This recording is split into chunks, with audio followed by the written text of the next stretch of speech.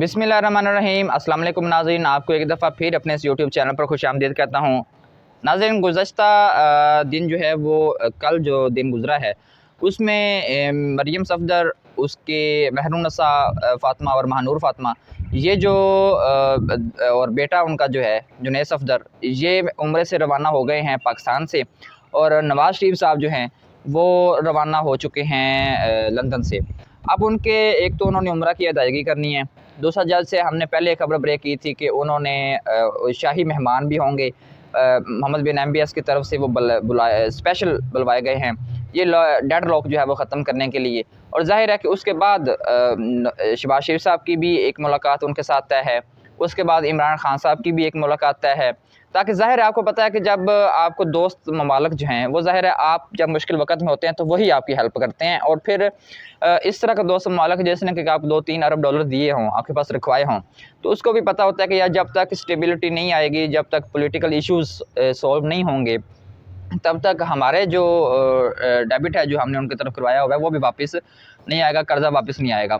तो role play कर रहे हैं। और हमने देखा कि सऊदी अरब जो है वो 1997 में भी 1999 में भी 10 साल का एग्रीमेंट जब ये करके गए थे तो तब भी सऊदी अरब ने ही इनकी मदद की थी। और ऐन मुमकिन है ये भी नवाज शरीफ साहब की तरफ से ही रिक्वेस्ट भेजी गई हो कि जी आप लोग जो हैं वो हमारा डेडलॉक करवाएं और आप लोग हमारी सुलह बेसिकली जिसे बोलते हैं वो करवाएं। इसमें इमरान खान साहब को भी थोड़ा सा सोचना होगा। अगर उन्होंने इलेक्शन लेने हैं तो ज़ाहिर है इस सिस्टम के थ्रू ही चलना है, इसी पार्टियों के साथ नेगोशिएट करके ही इलेक्शन लेने हैं। जब उन्होंने 25 मई वाला किया इशू, उन्होंने उधर और नवंबर वाला फिर ख़ास तौर पे जब किया, जब रावलपिंडी लेके गए तो उन्होंने कहा था कि हमें 10-15 दिन दे दें, हम नया चीफ़ ऑफ आर्मी स्टाफ ले लेते हैं। आर्मी ने कहा तो हम लोग आपको जो है वो इलेक्शन अनाउंस करवा देंगे। शहबाज शरीफ साहब की भी और नून लीग की क़यादत ने भी ये कहा कि हम लोगों ने पक्का इरादा कर लिया था कि हम लोग जो हैं वो इलेक्शन अनाउंस कर देते हैं, क्योंकि ज़ाहिर है स्टेबिलिटी नहीं थी, इकोनॉमिकल इश्यूज़ भी थे। और उस वक्त जो है वो इमरान खान साहब बहुत गंदे भी हुए थे, क्योंकि उनको इतनी शोहरत भी उस हवाले से अभी नहीं मिली थी।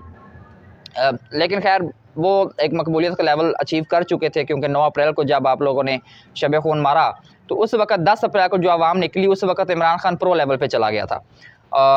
तो फ़ौज ने कहा कि जी हम लोग अब इसको इलेक्शन दे देते हैं, क्योंकि ज़ाहिर है फ़ौज आवाम भी इसके साथ है जो बेसिकली हकीकी ताकत होती है।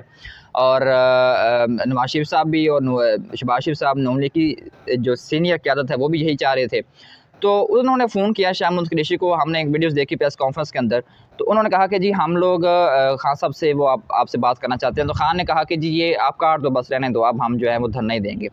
तो उसकी ज़िद में आके जब इस्टेब्लिशमेंट ने कहा कि ये बात नहीं मान रहा, सिर्फ 10 दिन भी आगे ले जाने को तैयार नहीं है, और उन्होंने फिर नून लीग के साथ मशावरत की और कहा कि जी अब हम लोग आपके साथ हैं, आप लोग जो हैं वो जो चाहे करें, यानी जब तक आपको टाइम चाहिए हम आपको देंगे। यानी उनकी बैक सपोर्ट होगी ना। अब ज़ाहिर ज़िद वाला मामला आ गया। अगर इमरान खान साहब इसको नहीं छोड़ रहे या इमरान खान साहब इलेक्शन ज़ाहिर उन्होंने लेने हैं, काम उन्होंने निकलवाना है, तो उनको थोड़ा सा मेरा ख्याल है झुकना पड़ेगा। लेकिन फिर पठान आपको पता है कि कई कई चीज़ों पर अड़ जाते हैं, और कई गलत चीज़ों पर अड़ जाएंगे और कई सही चीज़ों पर भी नहीं अड़ेंगे। तो अब भी वो अड़े हुए हैं। अब उनको चाहिए कि वो एक दफ़ा बैठें, इनके साथ मामला तय करें। 5 चीज़ें जो तय हुई हैं उनमें ज़िले शाह के ऊपर कोई कार्रवाई, ये बेसिकली जो एक ख़बर चली है और मार्केट में है कि जी आप लोग बैक डोर राब्ते शुरू हो गए हैं नून लीग के PTI के साथ। उसमें 5 मुतालबे दिए गए हैं नून लीग की तरफ से कि अगर आपको इलेक्शन चाहिए तो आपने ये 5 चीज़ें करनी हैं। पहली कि आपने 25 मई या नवंबर को जो भी मामलात हुए उसके ऊपर कोई तहकीकात नहीं होंगी, यानी पुलिस को जो है वो लित्ते लुत्ते नहीं मारे जाएंगे, कोई कार्रवाई किसी राना सनाउल्लाह टाइप इस लोगों के ख़िलाफ़ नहीं होगी, यानी माफ़ी वाला मामला हो गया।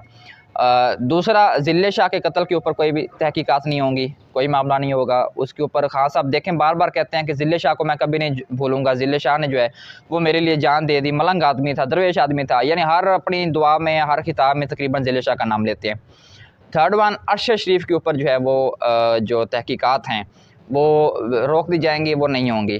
अरशद शरीफ का कत्ल भी ज़ाहिर है इस PDM की हुकूमत में हुआ, तो खान साहब की हुकूमत आएगी तो उनको यकीन था कि शायद इस मामले को भी बढ़ चढ़ के और फर्स्ट प्रायोरिटी पे सॉल्व करने की कोशिश की जाएगी। फोर्थ वन, नैब की तरमीम जो हैं वो जो अमेंडमेंट की गई हैं जिसकी वजह से उन्होंने अपने अरबों जो रुपए हैं उनकी करप्शन को माफ़ करवाया है, यानी NRO 2 लिया है, तो उसके ऊपर कोई उसको स्टेप बैक नहीं किया जाएगा, उसके ऊपर कार्रवाई नहीं होगी, वो एज़ इट इज़ रहेंगी, उसकी माफ़ी हमें मिल गई है।